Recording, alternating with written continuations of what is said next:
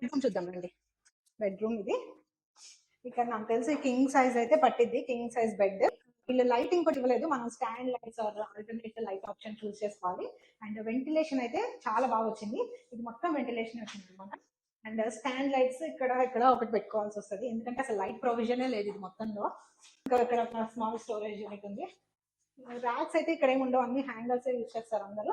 కాకపోతే మనం ఇక్కడ ఫోల్డబుల్ క్లాజెట్స్ అలాంటివి కొనుక్కొని పెట్టుకోవాలి.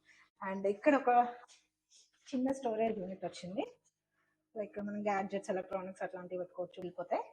అండ్ ఇది వచ్చేసి వాష్రూమ్, ఒక మినీ టబ్ ఒకటి ఉంది, చిన్న టబ్. ఇది ఫైనల్లీ మా హౌస్ టూర్.